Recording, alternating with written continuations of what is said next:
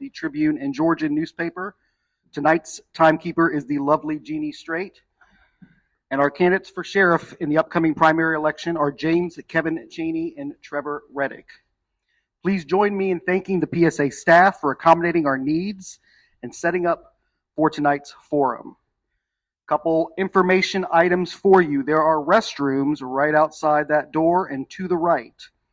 To minimize distractions and interruptions, I'd like for you to please turn off your cell phone ringers. And if you need to take a call, please step outside the room. During the forum, to maximize time for all of the candidates' questions and answers, please refrain from applause and comments until after the candidates' final statements at the end of the forum. You yell at people on the football field. We do not yell at them in here. The questions asked tonight are the product of public input. Some questions are a consolidation of multiple similar inputs from the public. Tonight's Q&A routine will follow this format. First of all, some of the questions will be asked of both candidates, and each will have 3 minutes to respond. Some questions will be asked of a specific candidate, and they will be given 3 minutes to respond, and the opposing candidate will have 1 minute for comment or rebuttal. The last question planned for tonight will be for both candidates, and they will each have 5 minutes to respond. At the conclusion of the Q&A 1 hour period, the audience is welcome to, if they choose, to stay and meet with the candidates. They are going to be available until 8 p.m., and then you are all going to be asked to leave the facility. You do not have to go home, but you have to leave here. Just a reminder, the next candidate forum for candidates for Commissioner in District 3 and 5 will be here at the PSA starting at 6 p.m. on Thursday, April 25th, 2024.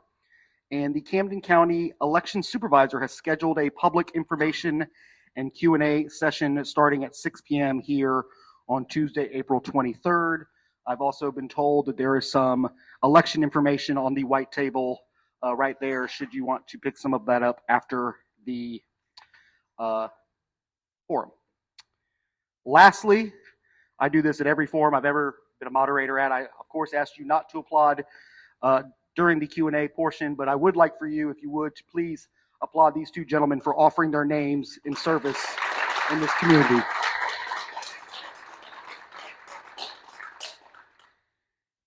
With that, we will begin. So, warm-up question. We will start with Mr. Chaney.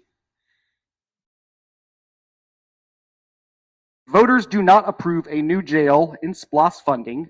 Have you considered what can be done to improve the current facility and at what cost to the taxpayers?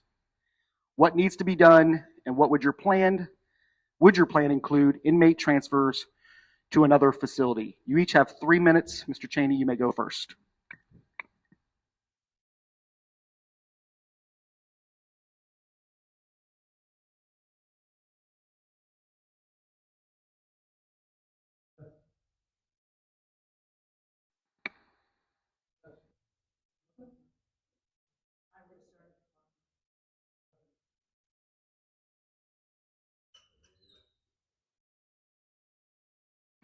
Test.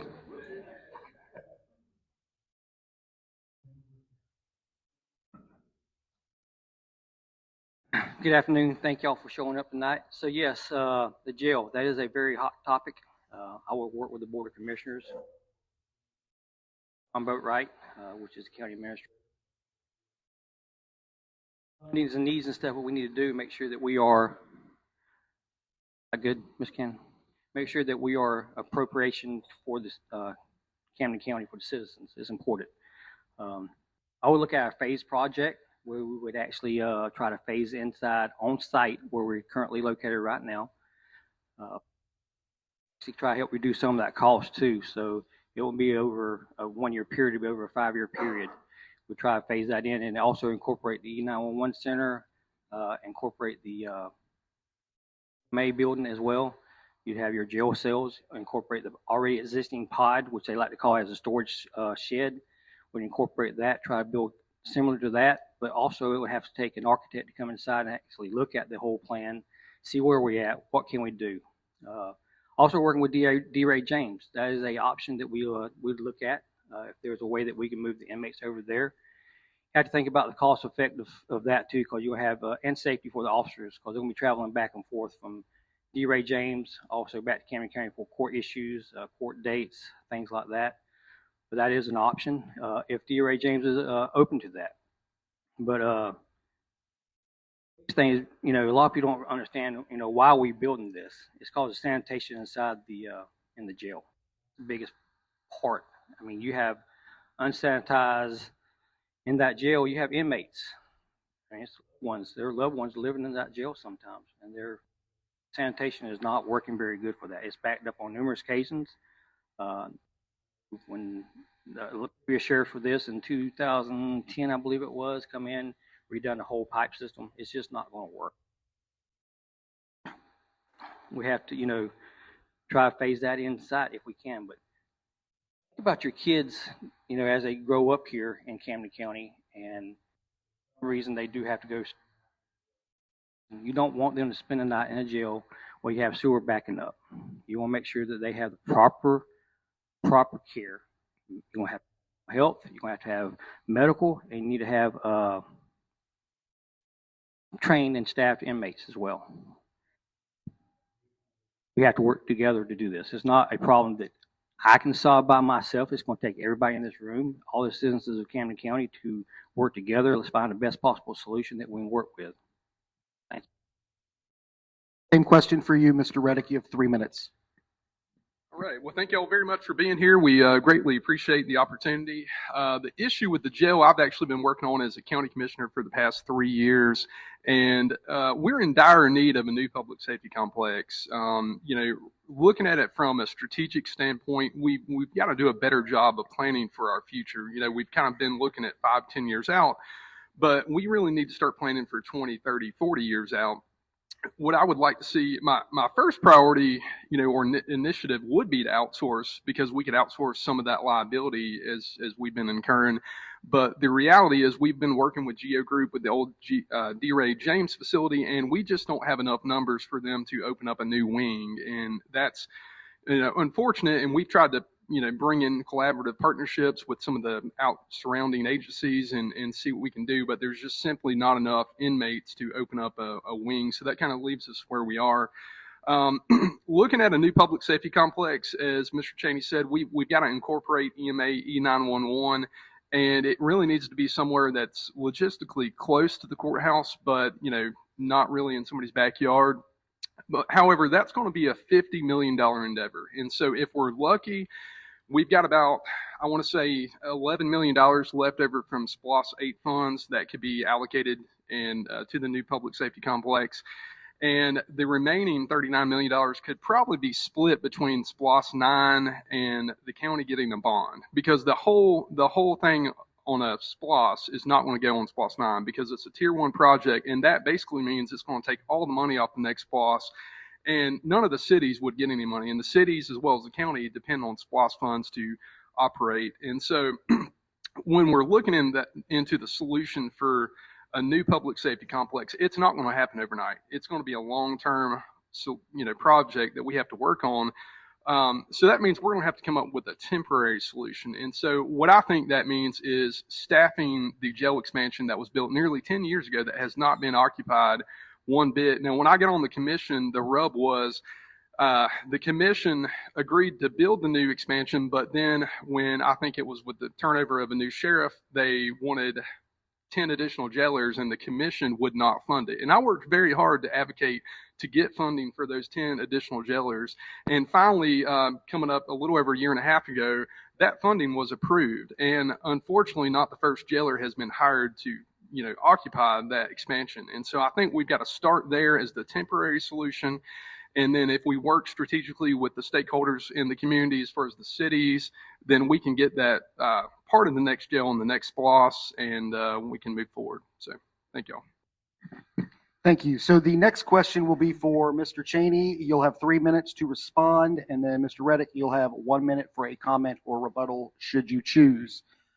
Mr. Chaney, some in the public see you as part of the old guard. You have shared that most of your career has been with the Camden County Sheriff's Office. During 28 years, you've held several offices of influence at the sheriff's office. During your tenure there at the sheriff's office, there's been a record of expensive lawsuits, reckless destruction of vehicles, and inmate abuse. Some believe the problem is systemic and has been an accepted culture for years there. They argue that electing you would just be a continuation of that same system. If you disagree, convince us of what would change and how if you were elected. You have 3 minutes, Mr. Chaney. I'll tell you this. The responsibility relies on the shoulders of the sheriff. They always have and they always will. He makes the ultimate decision. I wasn't the sheriff at the time. You see things going wrong, you make suggestions, you bring ideas up to them, they fall on deaf ears. Me, I'll listen. I'll make sure that I listen to everybody. I listen to my people. It's hard to be in that office sometimes until you're actually in that office and know what goes on with those men and women every day. See the struggles. You go there and you talk to them. But what you have to do is you have to bring transparency back into this office. You got to make sure that we share the information. Because where there's information hidden, there's no trust. There will never be trust. Make sure that my command staff addresses a public message to each and every one of y'all. Make sure y'all understand the message. Make sure we have quarterly data put out to the public. You know where my sheriff's office is at. You know what's going on inside that office. We'll make sure we have annual budget reviews. We'll make sure that those graphs and datas and sheets are all put out to the public every year. You'll see there's going to be no hidden numbers for me. You need to bring in accountability. Accountability is very important to the sheriff's office. Don't pass the blame. It's going to rely on me. I'm going to tell you if there's a problem inside the sheriff's office, I'm going to tell you the solution, how we're going to fix it, where we're going to go from that. I'm going to come outside to the public, say, hey, we had a fault, we messed up, this is where we're at, and this is where we're going to go.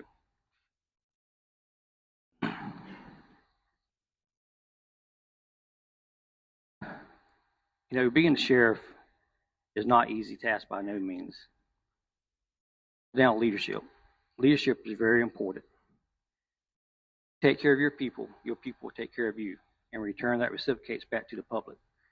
With good interactions, good encounters, that's where we got to go from.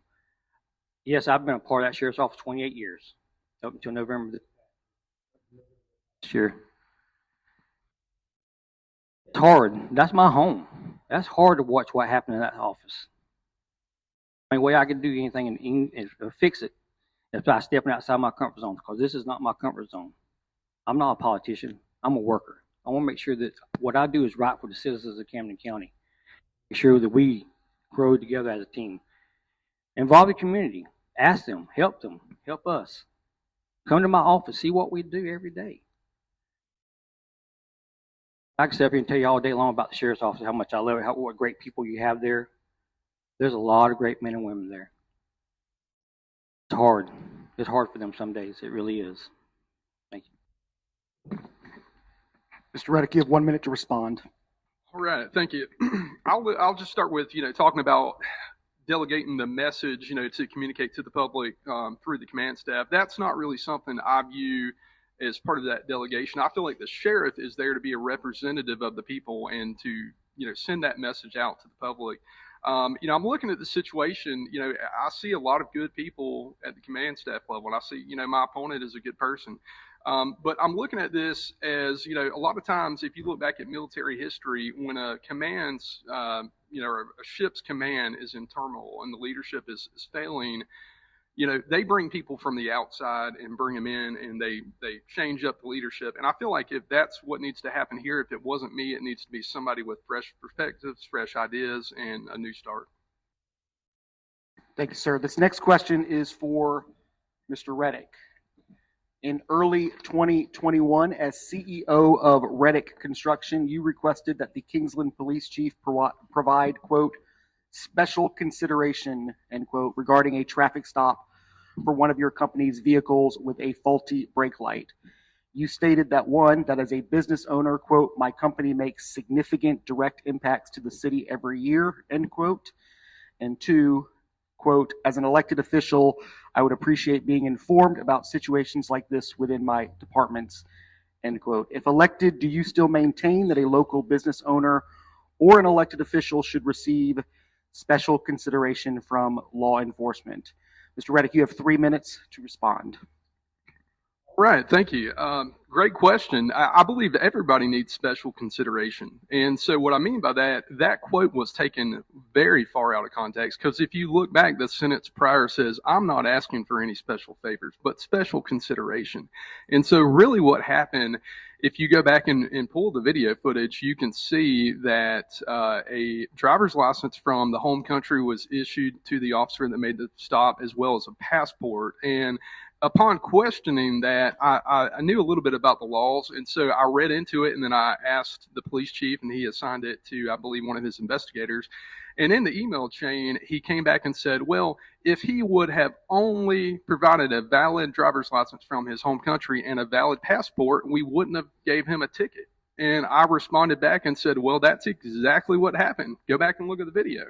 So yes, I believe a lot of times everybody deserves special consideration, because my stance on law enforcement, we're not here to villainize and make criminals out of people making minor, uneducated mistakes. We should go after the big fish, the people that are dealing drugs, the people that are committing heinous crimes in our community. We've got to look out for the people that can't protect themselves. And so I believe that, is primarily our children and elderly. So with that situation, it might provide a little bit more context with what happened, but, if you go back and look at it, you'll see it's exactly as I said. And, I certainly was not asking for any special favors, as the email stated. So thank you. Chaney, you have 1 minute to respond if you wish. Regardless of what happened with Mr. Trevor Reddick, my response is, you need to make sure that you follow the rule of law. The rule of law, if somebody comes and get traffic stops, I'm not going to ask for special consideration. I'm not saying that's what he did, but, as a law enforcement officer, you take an oath of office to serve and protect. And if somebody gets pulled over, and they're going to have their day in court, and that's what should happen.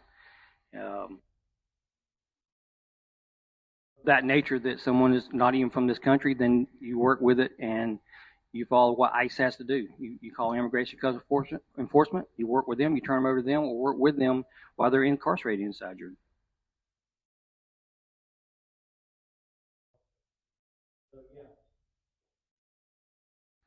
I believe that follow the rule of law, enforce the law, and work with the public. That's what you have to do. Thank you. This next question is for both Mr. Reddick and Mr. Chaney.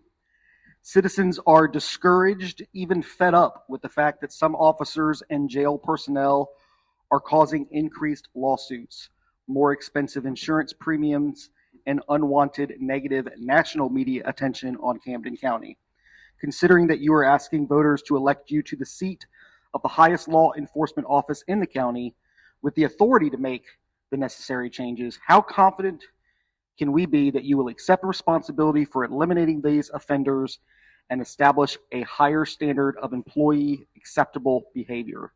And please give specifics. Mr. Reddick, you will have 3 minutes first, and then Mr. Chaney will have 3 minutes.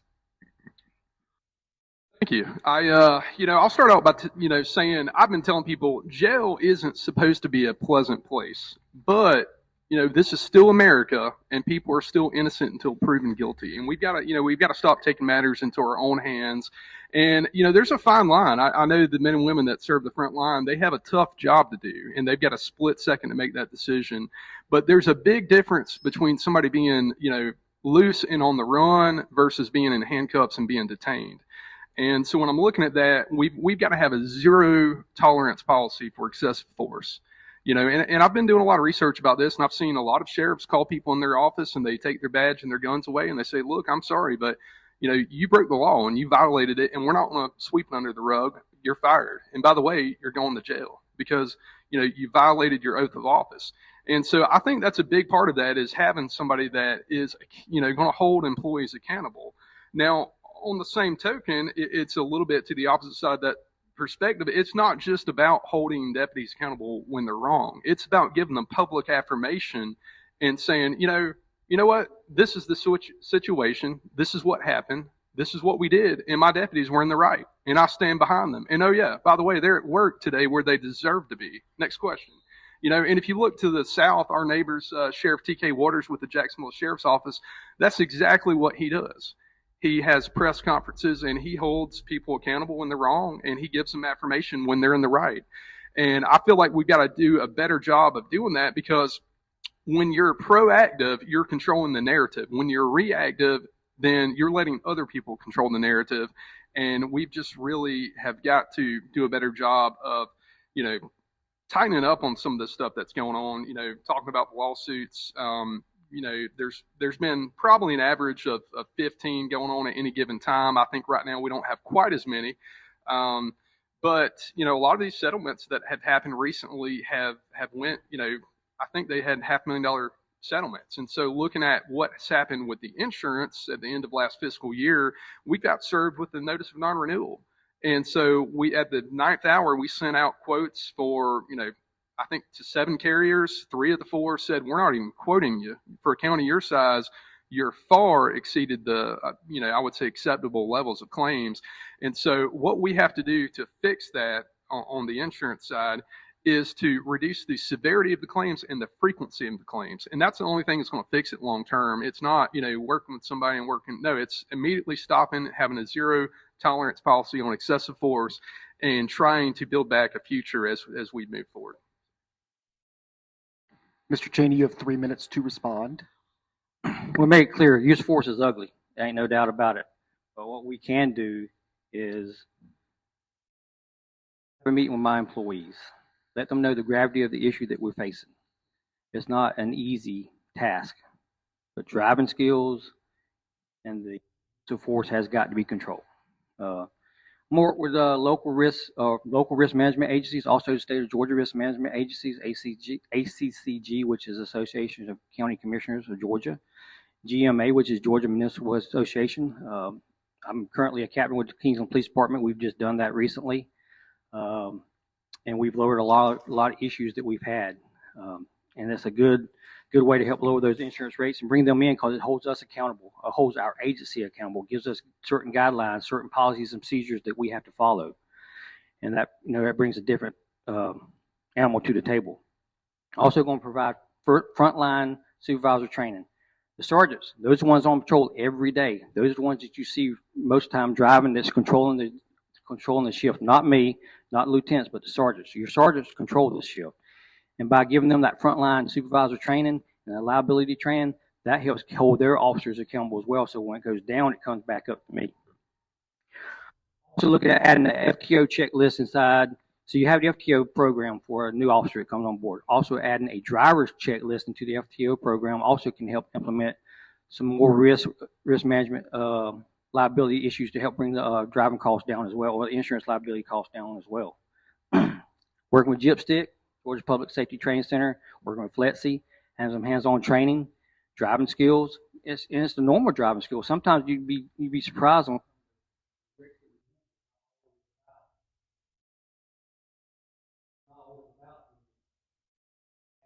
itself on the control part.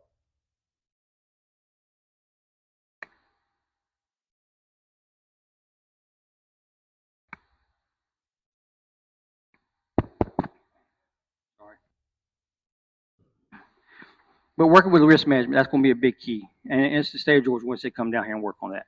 Also, continued de-escalation, implicit bias, and cultural competency. We got to make sure that those people that realize our troops, our officers that work on the streets every day, they understand all that stuff. And let me make it clear, this problem did not happen overnight. It certainly is not going to be fixed overnight. It's going to take many months, if not a year or two. I can't give you a time frame. I will work diligently to make sure that these officers understand the training, their liability issues that cause these citizens the money that we have to pay out, and we'll make sure we support them. I mean, you have to make sure that they're supporting, because a lot of times when they're out there in that field, their work is not easy. Like I said before, use of force is ugly. This next question is for Mr. Chaney. You'll have 3 minutes, and then Mr. Reddick will have 1 minute to respond. The current sheriff has stated that the funds allocated for law enforcement in Camden County are inadequate to achieve the optimal law enforcement operations. More funds are not always necessarily the answer to change or to improve operations. As sheriff, if your budget were to remain the same for another 2 years, are there specific actions you can take to do more with the financing approved? Please be specific. You have 3 minutes, Mr. Chaney. Yeah, I would never be satisfied with a status quo on the budget. You have to come in and make sure that you make the proper changes. That make sure that we're fiscal, financially able to make those changes. You know, I have a meeting with the guys and girls, make sure, hey, operation needs what's important, what's not important. You're gonna have to cut those costs if they're not important. Take input from the citizens. You know, hey, what's some things that we can cut that y'all might know that we need to cut? Make sure we develop a strategy plan. You gotta have a plan in place, so you gotta have a structure. No difference from the military. If you have a structure in place, you follow that structure as the budget year progresses. Make sure you have regular meetings. County commissioners, your county administrator. Each month, if you can have a meeting with them each month, you've done planned it out versus end of the year like they do now. Each year they come in, say they started probably this month, which is April and May. So 2 months is not enough time to try, adequate to support that budget, not for a sheriff's office. I make sure that my staff assesses all operating costs. I have to make sure that what we use is necessary for operational costs every day. Look for more cost-effective methods. How can we save the taxpayers money? How can we help them help us? Look for alternate spending sources. Can we go out and get grants? Can we work with a grant lady and help her maybe find some grants to help support the sheriff's office budget? Is there a way that we can do that? Is there some piece of equipment that may be out there that we need versus a want? Ensure that we build a better Camden County. It's going to take everybody. It's not something that happens overnight. But you have to build confidence inside the citizens of Camden County. And you have to trust in the person that's leading that office. So when he sits there and he does a budget and he puts it out there to the public, I want input from the public. I want to make sure that you understand, hey, this is your budget. This is your office because I work for you. So if you see my budget, give me input back. That's what matters. It's not about what I want. It's what you citizens want because I serve and protect y'all. And y'all give me that budget to help me out, and I'll tell you what I have in the budget, what's the needs are. This is how we're going to support the budget. And I have to be conscious of how I spend y'all's money. I have to be cautious of how I spend y'all's money. This can't just be a dollar here, a dollar there, or how am I going to spend this? And work with the Board of Commissioners on a monthly basis. That has to happen.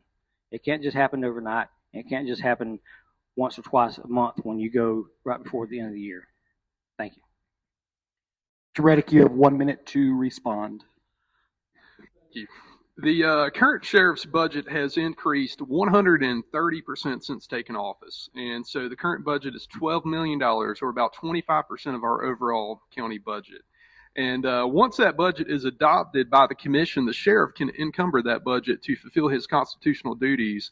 And, if you're looking back, historically, we have not exceeded the budget over the last several years. And there's one key reason why that has not happened. It's because the number of vacancies. Real quick, if you look at the city of Kingsland or the city of St. Mary's, they're nearly fully staffed, and yet they're paying less than a starting deputy. Now, a starting deputy, granted, it's not enough, but they're starting just under $50,000 a year. And yet our staffing levels aren't anywhere near what the cities are. So to me, that fact alone shows me it's more about the culture, not the compensation. And so I think a big part of fixing those funds is improving the culture. This next question is for Mr. Reddick. You'll have 3 minutes to respond, and then Mr. Chaney will have 1 minute for his response. Mr. Reddick, you have spoken often that your business experience better prepares you for the sheriff's job than a law enforcement background would. Reflecting concerns voiced by the public, they suggest that there is a substantial difference in managing employees and contractors in a construction company than managing law enforcement officers and personnel that serve the public around the clock, including at an inmate facility. Please give specifics about how your experience will measure up given the magnitude of the financial and personal responsibilities of the elected sheriff. You have 3 minutes, Mr. Reddick. All right, thank you. So while the mission is different, the objective and how you accomplish that objective is very similar. And so what I do as a home builder, I'm not on site every day with my boots in the ground swinging a hammer. That's not what I do. I manage resources. So you've got financial resources and human resources. And so a big part of that is leveraging your resources so that you can achieve the mission of your company, association, organization. And so I feel like a big part of being the sheriff is to manage the resources. You're there to, again, to be a representative of the people and see that the public funds are spent in the most efficient manner possible. And I've heard some critics say, well, law enforcement is not a business. I disagree. You have two types of businesses. Some businesses provide a product and some provide a service. And that's what we're here to do as local government, is to provide a service in the most efficient manner possible. And so I feel like my background has given me an exceptional opportunity to learn how to manage resources. And, I've talked to a lot of sheriffs across Georgia. I didn't jump into this saying, I think one day I'll just run for sheriff. I've got a pretty good network of people across the state of Georgia. And I've had a lot of conversations with sheriffs across Georgia, current sheriffs, former sheriffs. And, when I was talking about, I felt like my biggest hurdle would be the lack of law enforcement experience. Many of them just cut me off. They said, no. Law enforcement is 90% doing right and wrong and treating people fairly. And the other 10%, you'll learn some of it, if you get post-certified, and then you'll rely on your command staff, who are really the ones out there executing the mission of the daily operations. And so, again, I feel like it's about being a really good manager. And if you look at it, a good executive can almost go in any environment and be successful because, again, they're managing resources. I've spent a lot of time the past few years working on my business and not in my business. And that's kind of where I have felt like I've gained the opportunity to really start honing in on managing resources. And again, you don't necessarily have to have law enforcement experience to treat employees with respect. You've got to give them the tools and resources they need to be successful, and you've got to advocate for them. And I get it. Everybody is concerned. They're, hey, this guy's never been in law enforcement. Why should we listen to him? Well, I think it would take, just a couple of months for people to realize, wow, this guy actually understands how to listen to employees and to invest in them. And so I feel like that would really take traction. And, I think that's all. Appreciate it. Mr. Chaney, you have 1 minute to respond. In law enforcement, over 28 years, over 30 years with military. This is what I've done my whole life, part of public service. It's took me many years to get where I'm at now. It ain't something that I just walked in and just started straight to the top. It's kind of like the military. You come in the military as a private or first, second lieutenant. You have to earn and work your way up the top, through the top ranks, all the way up to general. They've earned that over the years. The men and women watch you every day. They learn that respect for you. It's hard. It's hard out there being a law enforcement officer. And it's hard being a cop. Now, I walk in day one, those men and women know where I stand at. To know that it's hard talking about these guys because I'm very passionate about Camden County. I'm passionate about the sheriff's office. This is my life. This is why I grew up. My entire adult life has been in public service. It's been serving the citizens of Camden County. I've done it for 28 years, and this is what I love to do. There's nothing else I want to do. And this is what's about being a leader, is having that person that has that passion, that drive. Sorry. Okay, the next question is for you, Mr. Chaney. You'll have 3 minutes to respond, and then Mr. Reddick will have a 1 minute comment or rebuttal. Mr. Chaney, a proposal for a new jail has been posed by the county. Will you additional design and engineering studies to determine what alternatives for inmate housing makes the most sense? Mr. Chaney, you have 3 minutes. Like I said, I'm going to work with the county commissioners. We're going to make sure that we bring an architect in there, make sure we look at the design. There has to be an update in there. And you can go back with the risk management agency as well for that. What's design, how are we going to design this? And make sure we get the professional design we need to make. And if we can phase approach it and build a public safety complex versus jail, because a lot of people don't like the word jail. Jail is just not conducive, not for the public. It's a public safety complex because you have men and women that work in the sheriff's office. It's also part of that jail too. That's their office. With a phased approach, you work on working and collaborating with the county commissioners, also working with the the risk management agencies and also working with the architect, how can we phase this in on site so when you're close to a courthouse for a reason, because you have to travel back and forth with inmates on a daily basis. If you've moved outside of the county seat or south of the county seat, you're going to have your deputies on the road pretty often trying to go back and forth to court. So it's convenient for them right there. And it also saves money on gas too. But if you do a phased approach, let the architects know that build jails for a living, that come in that office or come in our office and sit down and say, hey, this is what we can do. This is how we can phase approach it in so it's not so much money up the first year, and make it 4 or 5 years down the road. Utilize SPLOST what we can out of SPLOST money and make sure that it's appropriate for the citizens, because they bear the brunt of this. I bear the brunt of this. All of us do. We have to make sure it's a sensible approach. Now, if I can work with them and get them moved away and into another facility, absolutely. I mean, whatever makes sense for us to move that around. But you got to make sure that our deputies are trained up to par when they're traveling on those roads. It's dangerous. So if an inmate's going to if you have a violent inmate and you travel on our roads, that's the time when it's most dangerous for our inmate or for our officers, is when they're traveling up and down those roads. Also, you need to look. So when you do build that facility, I hope they're part of the facility. I make sure it is a mental health pod or a mental health place for these inmates to come in there. Make sure they get the mental health treatment as well, because a lot of times when these officers come in, if you don't have a 1013 or they can't go to a hospital and they can't go, or they try to harm themselves, you got to have some kind of mental health facility for them. Make sure they come in there and they understand that they're going to get the treatment when they come out of jail. Make sure they have a medical staff as well when they come inside of jail. So working with architects and helping the county administrator, helping the county board of commissioners, working closely with them and see about the phase process. Maybe we can phase it in over time. Build on site, build your 5 pods, build your sheriff's office, E911. It's all centrally located. Your government's all centrally located in the city of Woodbine. Mr. Reddick, you have 1 minute for a comment or rebuttal. I would say a phased approach makes a lot of sense strategically, and I feel like we need to start at around 250 beds. That gives us a little room for expansion. I believe we're somewhere currently between 130, 150, depending on if we utilize that expansion. But I agree, mental health, we've got to have a huge mental health reform, because there's just simply not enough resources out there in the court systems and other avenues to deal with mental health. There's a lot of avenues to treat drug addiction and drug abuse, but not so much on the mental health side.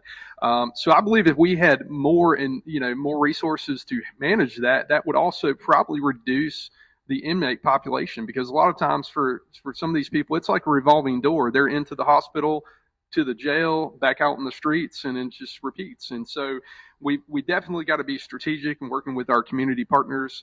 And, a phased approach makes a lot of sense, because it takes more manpower to man our current layout than it would a new one. All right, this next question is for Mr. Reddick. You'll have 3 minutes to respond, and then Mr. Chaney, you'll have 1 minute for a comment or rebuttal. Mr. Reddick, you have publicly voiced concern that the relationship between the Sheriff's Office and the County Commission has been strained and even contentious. If you are elected as sheriff and become a constitutional officer not beholden to the Commission, what 4 things would you do to change and improve that relationship? Mr. Reddick, you have 3 minutes. All right, thank you. I believe there's a lot of things we could do to improve that relationship. First of all, I believe I would bring in HR in our hiring and firing policies, because I've been a part of that on the back end, and a lot of times the Board of Commissioners doesn't know when somebody's been hired or fired until after it happens, and so we don't have an opportunity to help and assist in some of the due diligence and make sure that some of the people that are being hired are truly qualified and they don't have any red flags that show up. Also, when you look at firing somebody, you've got to do it in a very diligent way so that you don't violate any terms of employment laws. And so I know there's been some recent conversations lately that folks have come over from across the street and said, hey, we're worried about getting sued. This is the situation. We fired this person. And all of a sudden, they're talking to their attorney. And it's like, well, gosh, why didn't we have any input in this? And so when those types of things are happening, it's very dangerous. And again, that relationship between the constitutional officer, basically the county adopts that budget, and then, the sheriff can encumber that budget. And there's a few other nuances that go on. The sheriff cannot own real estate or property, so all the vehicles in the real estate is registered to the county board of commissioners. And, speaking of, I guess, vehicles, there's been circumstances when there's been a lack of communication. And so, for example, we approve purchase orders on, X number of vehicles. Well, long story short, those vehicles had already been sold and some others had been chosen, but yet we didn't find out until those vehicles were delivered, and then the purchase orders didn't match. So can you imagine the catastrophe that kind of happened when they went to deliver the vehicles?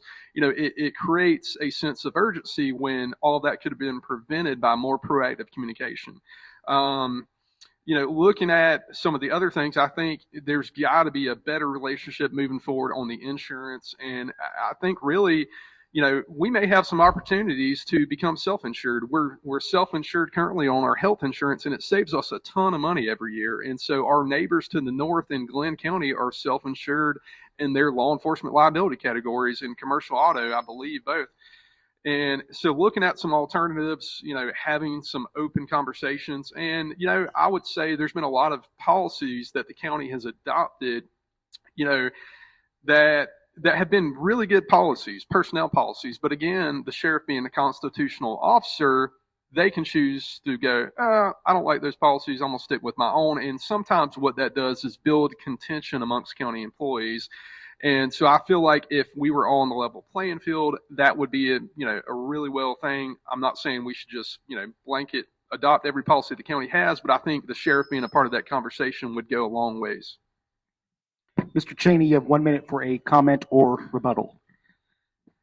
Yes, I agree. The relationship with the Board of Commissioners have been strained over the past several years. And it's going to take the sheriff from having, you're going to have meetings with the Board of Commissioners. You have to have your command staff, not just me. It wouldn't be just me.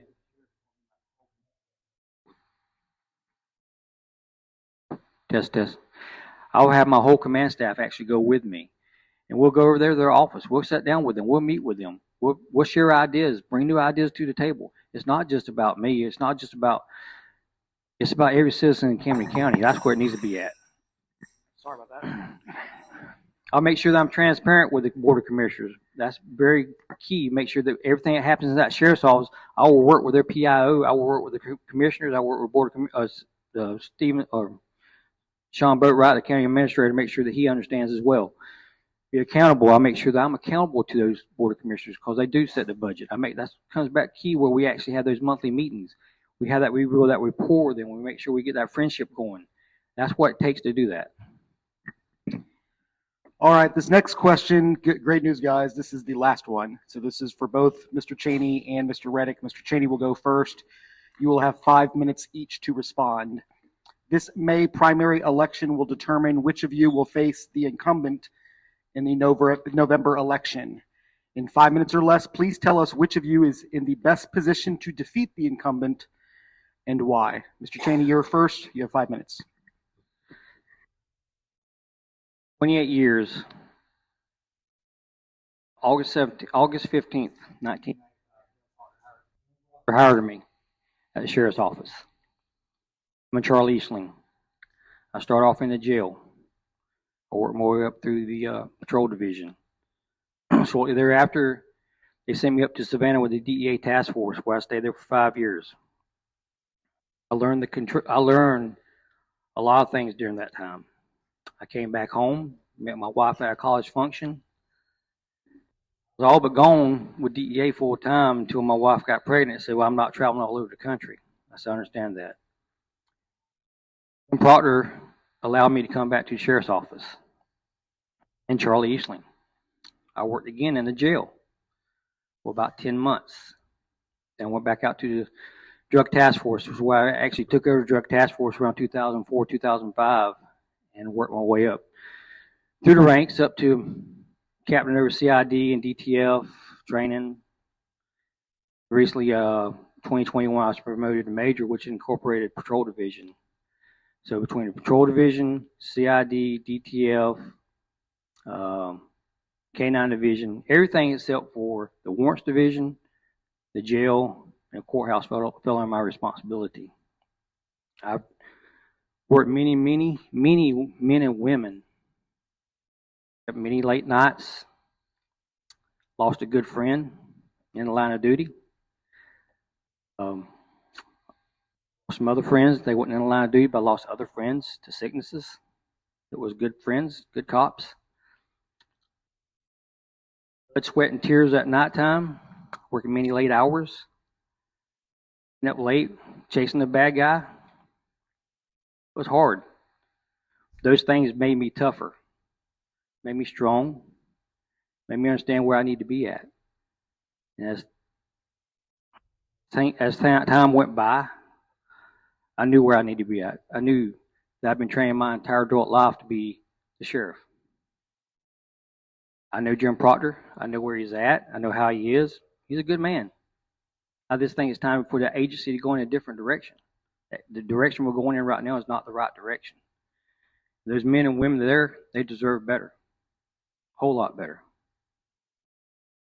I think with the guidance that I will give them, to be there for them, to show up there with them, make sure that they know that I have their back, but also know that I have their back and I will hold them accountable too when they make a mistake.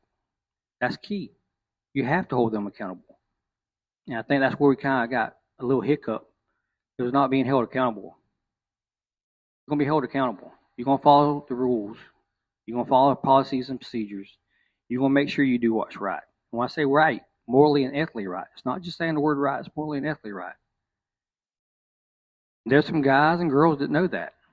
There's a lot of men and women up there. You know, there's 4 things that the sheriff's supposed to do. That's the bad guy. Protect the good guys. Good steward of taxpayers' money. Be accountable to the citizens they work for. That's what a sheriff does. That's what I'm going to do. That's what we're supposed to do. I'm accountable to y'all. I work for each and every one of y'all. This is y'all's office. It's not my office. Y'all let us go in that office. I want to be your sheriff. I know I can beat Jim Proctor. I'm going to. Y'all support. Mr. Reddick, you have 5 minutes as well, sir. All right, thank you. Well, again, looking at this situation, and I'm reading this question as why I'm best suited to defeat the current sheriff and not my opponent in the May primary. I believe it's looking back at that military example. You know, if it's not me, it needs to be an outsider that is not tied to the current culture, so we can come in and bring some fresh perspective. And it's not saying there's not good people there. It's not saying the current sheriff's not a good guy. It's not saying my opponent here is not a good guy. They're all great guys. But I feel like we need that outside perspective to come in and really change the culture. It's not going to be just a couple of policies that are going to do it. It's going to take a lot of work. So looking back in Camden County, in the past 100 years, we've only had 6 sheriffs. And that was a lot lower than I realized. I knew it wasn't going to be a big number, but 3 of those 6 sheriffs have been grandfather, son, and grandson. So it tells you a little bit about the culture with what's going on in the sheriff's office. And we've been making a pattern of making our next sheriff the person who has the most seniority at the sheriff's office. And, you know, years after years, we've been getting a lot of the same results. And, you know, again, I just think it's time that we make a new decision and make a new choice and bring in somebody that's got different ideas, innovative ideas. You know, I come from a background with community-centric leadership, and I believe in being integrated into the community.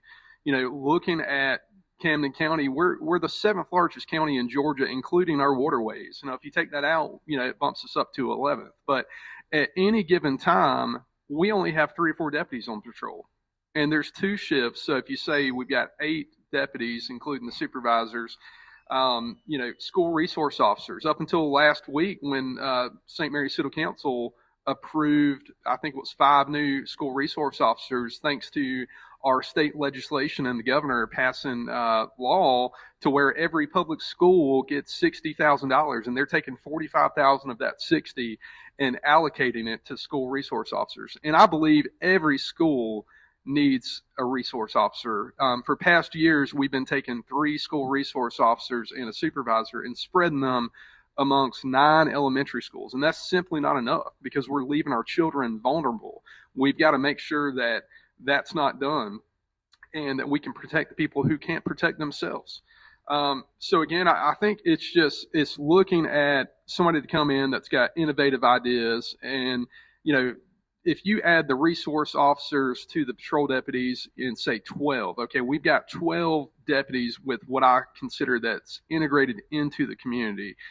Now, I know there's a lot of other things going on. You've got the jail, the court, special operations, drug interdiction, a lot of stuff. But, the people that are out there in the community day in and day out, that's roughly 10% of the workforce, and that's just simply not enough. We've got to get woven back into the community. And, for lack of better words, we've got to make sure the people, the deputies, the men and women representing the sheriff's office in Camden County, they're dealing with people on their worst day. And so it's a really tough job. They've got to, they're expected to be held to a high level of standards. And so, we've got to give them the resources they need and to be able to go out there and do that. Thinking through, thinking through the election and looking at that, it's hard to unseat an incumbent. It takes a lot of resources. And again, that kind of goes back to managing resources. It takes a lot of time, takes a lot of money, and it takes a lot of support. And that's going to be a hard endeavor, but I'm definitely up for the challenge. I felt really passionate about it. And the reason I decided to run for the office of sheriff was because I was sitting on the board of commissioners and I felt like I was on the sidelines, that I was watching all this stuff happen, but yet every time I raised a voice of concern, constitutional officer, can't tell them what to do. And I had a lot of conversations behind the scenes. And so I know, the relationship from the board of commissioners. And I'm learning, I've spent the last 3 years seeing behind the curtain and learning how the relationship in the sheriff's office works. So, if elected, I feel like I can be very successful because I know both sides of what's been going on. And, looking forward to serving our community. I feel like we've got to put our safety first and get more people out into the community doing our work. Thank you. All right, gentlemen. Few house cleaning notes. Just a reminder, the next candidate forum for candidates for commissioners in District 3 and 5 will be here at the PSA starting at 6 p.m. on Thursday, April 25th. Again, the Camden County Election Supervisor will have a public information and Q&A session at 6 p.m. here on Tuesday, April 23rd. The Tribune and Georgian will have their candidate questionnaires in the April 25th edition of the newspaper. And as always, you can follow camdenvotes.weebly.com. Weebly is spelled W-E-E-B-L-E-Y, Tom? W-E-E-B-L-Y.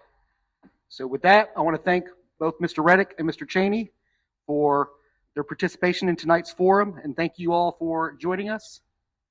Again, there's some election information in the back, and of course the candidates will be here for a little while.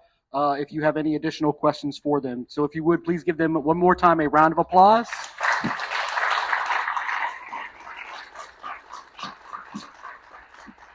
Thank you and good night.